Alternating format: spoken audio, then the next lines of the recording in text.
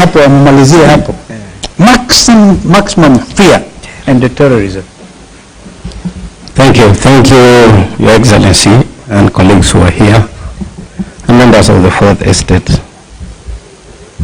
I hope I'll be able to give the story without being emotional. But I want to break it into two parts. And part one is at the burial the day before and at the burial of Erastus.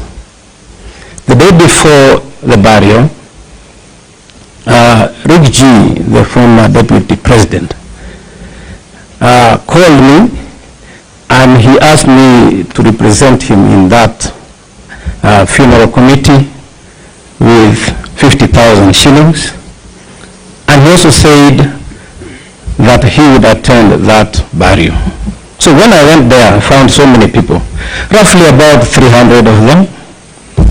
And when I spoke to them, because they gathered, I spoke about what Rinji had told me, pole, kwa familia, and then I also brought my pole. And then I told them, for what Rick G is doing in our community or our area, I would be pleased if Rick G himself, Stephen Kalonzo Musyoka, who is here, somebody like Matiang'i, brother Eugene, and the rest of them, would join hands and liberate this country from what we are going through. The people who are there were very excited, extremely excited, even to hear that Rick G was going to come. But more importantly, when they heard that there is intention to bring all of us together so that we can liberate our country. That was the day before. And so I told Rick G, watu wamepokea vizuri na wamesema unaweza kuja. And therefore the next day he called me and asked me, can you wait for me in an appointed place so that we can go together? And we did so. And he came and we went. I'm trying to make it short. And on reaching there, we found a very excited crowd.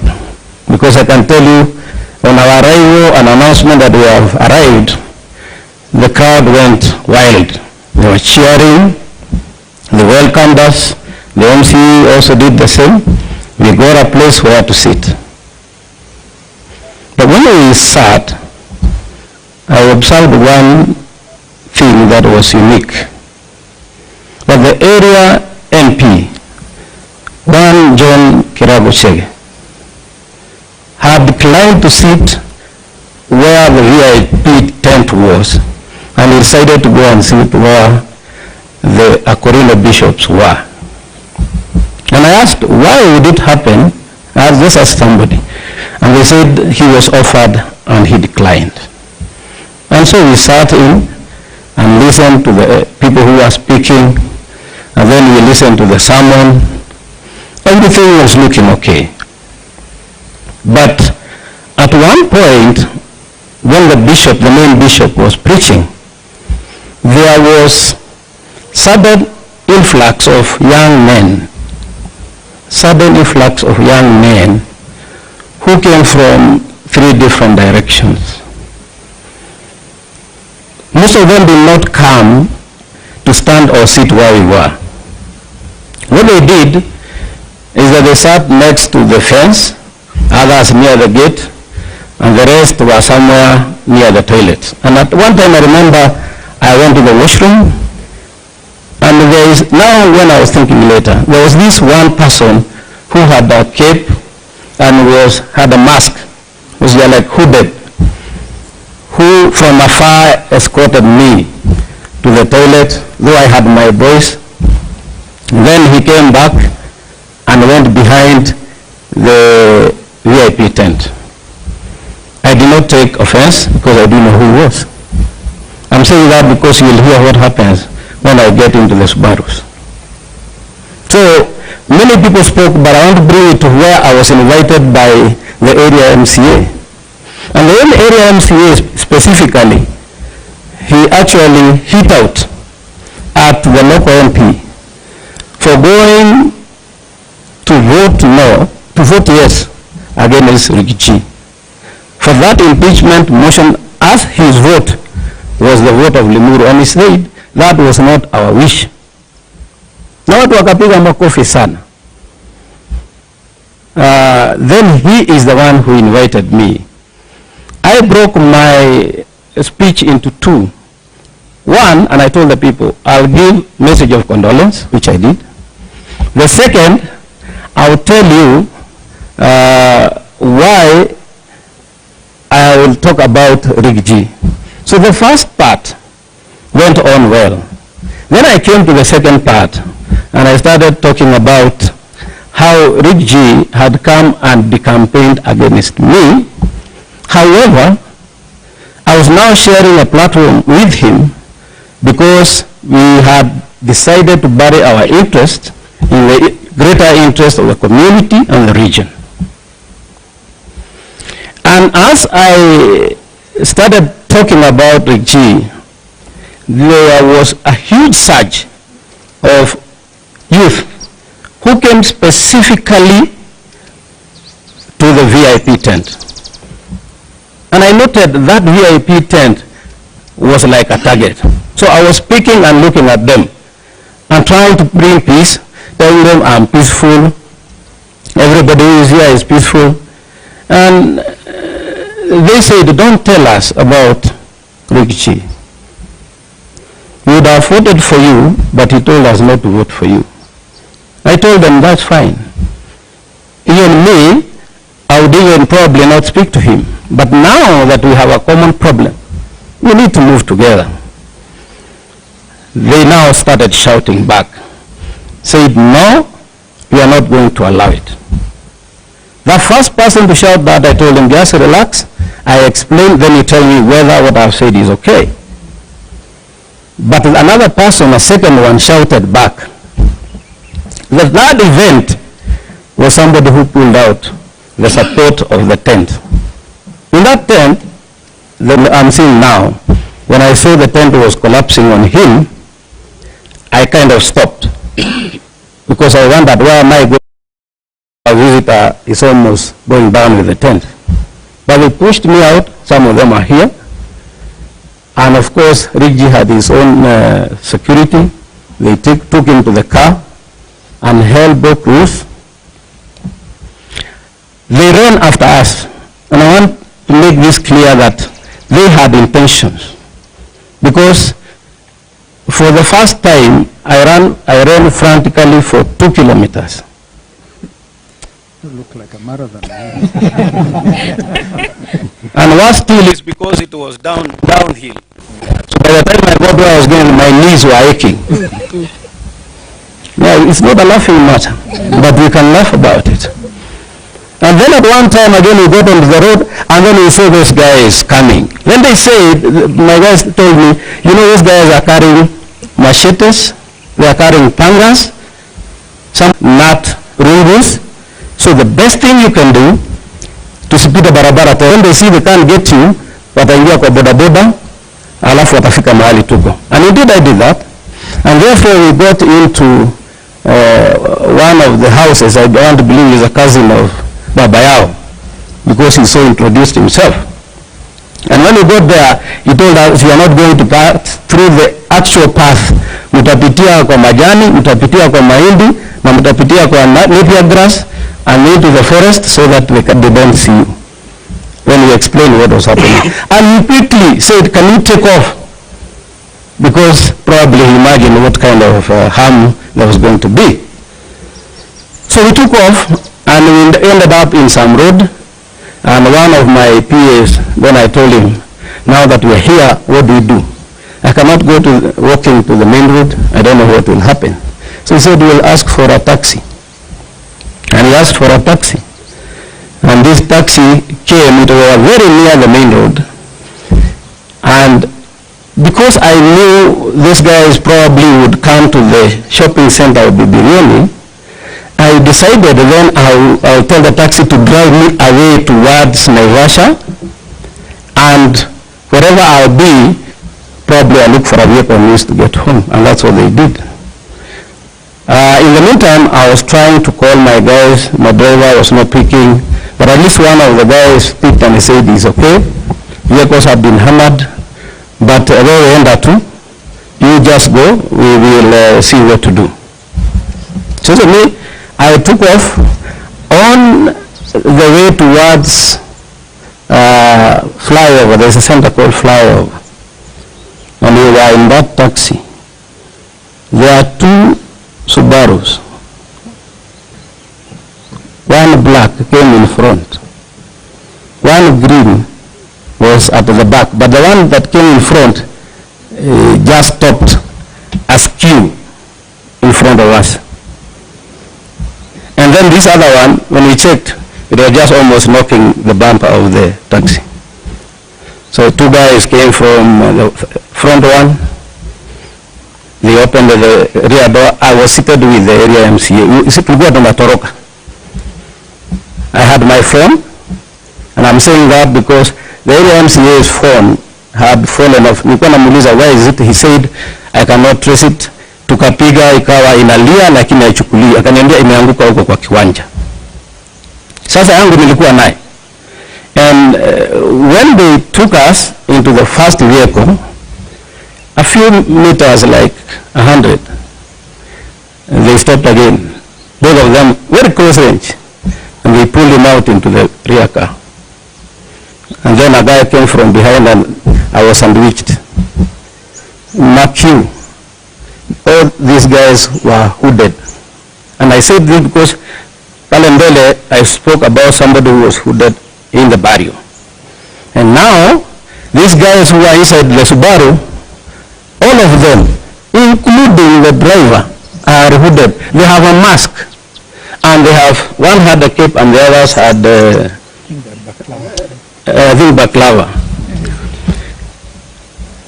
Now, one of the things I was told is lazima utatii na utakaa hapo na tukikuuliza, I'm saying this because they were speaking in Swahili, na tukikuuliza kitu ujibu.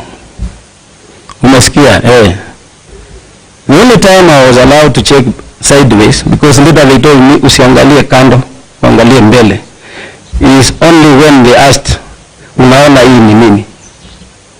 Na pande hiyo ingine ni nini? Those were shotguns. I've been a chairman of security, I know them. Now, one of the significant things is, nimeona they have shotguns, the numbers, the vehicles don't have number plates, and the guy in front has a walkie-talkie. So my conclusion was, who would be like this, driving a vehicle like this? Having seen what Gen Z was going through, nikajua I am in for it.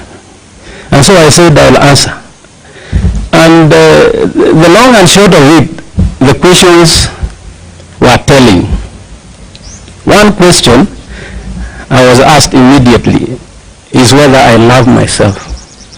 And I said yes. The second thing they asked is, do you have a wife? And I said yes. Do you love her? And I said yes. Tunaenda tu. Do you have children? Yes. How many? Nikawambia I have 4 children. 2 boys, 2 girls. Nikaanza kueleza, you are talking too much.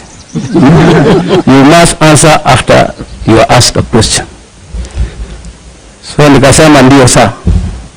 And therefore they asked, do you have these children? Yes. Wanafanya kazi? Ndio. Unawapenda? Ndio.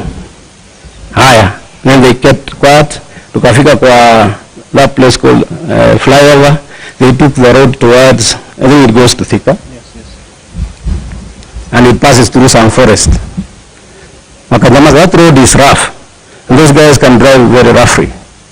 Nilikuwa nasikia people unagonga tu. And you know now, since they are holding their shotguns here, ikitingika hivi unasikia ni kama you have been shot. So I'm saying my last prayers anyway. You don't know what is happening. And tukafika mahali kuna msitu na kuna stinging nettles. In Kikuyu we call it lafai. I don't know whether that's the right word. Yes. So when we reached there, one of them asked, hapa ni sawa? Akasema hapana. That the other one said no. Tukaenda kidogo wanaingia kwa msitu. Na hapa hapana. Can tell me which road it goes towards that hospital Kijabi or something. Yes. And they stopped at some forest. And then hata mmoja alitoka hapo. Kaulizwa hapo ni sawa, akasema hapa ni sawa. Mimi nikasema no, that is it. I'm done. At that point, jamaa karudi akasema hebu niambie wewe uko na Twitter account?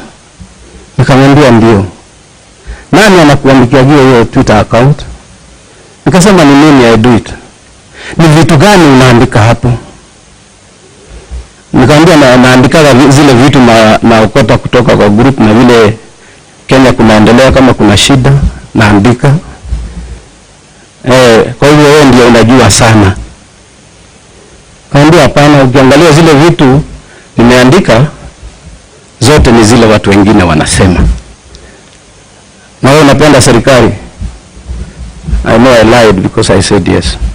Because I don't like it. To survive. Yeah, I lied. I said yes. I said, wakasema, haya, twende. So we went down and they got onto the Mahi road and then we took off towards Narok. Now towards Narok, we got into a place, kuna mahali hakuna manyumba, but there are some thickets. They stopped there. That was the third time. And said, hapa ndio mwisho. So I didn't know whether ni mwisho wa safari ama ni mwisho yangu. Kusema hapa ni sawa kabisa. So I asked, mlikuwa mnataka nifanye aje? Because mimi sijaongea kitu mbaya. Mkiangalia vile niliongea pale kwa mazishi, nyamaza. Sisi tuko kazi. They said, keep quiet, we are doing our work. Asema asante. Even bad things wakisema nasema asante.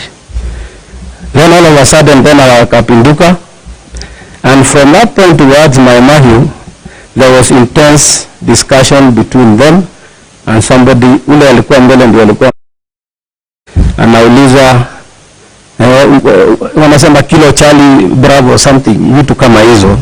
I know it's some coded word and mostly used by police. Now having been a chair of security, I know that, and maybe other people they use, but now I'm convinced that hizi magari hasima namba, watu wako na guns, wamejihud na wanaongea kilo chali, and I saw what happened to the JC. Then I knew I was obviously with those kind of people who are molesting peace-loving Kenyans just to stifle democracy. And so they took off talking, very coded, extremely coded language, na wakaja towards Nairobi, branched off. In fact, kuna mahali walipitia wrong side pale ndio waingie Southern Bypass. And they got into Southern Bypass. They started driving slowly. There was a conversation that was intense with coded words. And then they said, unajua tunaweza kukua. Now, when they said this, and I knew that road goes towards Ngong Forest, I knew my life is over. Nikasema ndio, but hakuna kitu kibaya mimi nimefanya. Na hakuna mtu nimetusi. And so, tukaja tu, then they started speeding. And that conversation, finally how it ended along bypass was, yes sir, copied. The last word was, yes sir, copied. After copied, brakes, zikapigwa brakes, gari, I was alone. I never saw, I don't know how we lost the other one. But you know, I was told to face front. So sijui kama ingine inakuja ama ikuji, sijui, I'm only seeing up in between this guy and the driver. And therefore, along, when they said, yes sir, copied, wakapiga brakes, gari kasimama, they told me, toka umbwa wewe. And so I got out in the middle of nowhere. Sikuwa na nyumba, sikuwa na nini. Nikajua sasa, it's me and my God and prayer. What time was it? can't tell time because they had actually, maybe I forgot to say, they had told me to switch off my phones. And I had switched them off. And I couldn't, because now you have been put somewhere, it's dark. You don't want to attract the attention of somebody, probably, aona mwangaza ya simu. You want also to move in the dark somehow. And so I didn't. So they put me on the side going towards Langata. And I thought they wanted to shoot me. So the moment they moved, I crossed on to the other side. And I went kwa ditch. Nikapitia sasa hiyo kama ni mtaro. Walking and running and checking whether any vehicle is coming. I guess it was between 600 or 800 meters. I got onto the road that branches off from Karen. I started running towards Karen in the middle of the road. And that's where I met with one boda fellow. I almost, nilikuwa na karibu nimshikilia hivi. Na muomba tafadhali, shouting. But they stopped mbali. Nikamwambia ni wakora wananichapa. Nipatie lift, hata nitalipa. By the way, those guys never took anything from me. Hawakuchukua simu, hawakuchukua pesa, hawakuchukua anything. So he stopped and said, weka hapo nikufikisha hapa utauawa. And so I told him, drop me at the Great Corner. I knew I would get a taxi. Then along the way, I think he saw it was easy. Nikamwambia nimedropiwa hapo na wakora na nilijua hapo ni pabaya. Akaniambia naenda Kilimani. Nikamwambia drop me there at Kilimani. So at Kilimani I picked a cab which took me home. Na nikamwambia kijana wangu, you go pay for me the taxi. At least we have evidence that is what has brought me. Okay. That is how it was. Thank you. I guess that is very clear, and you can now see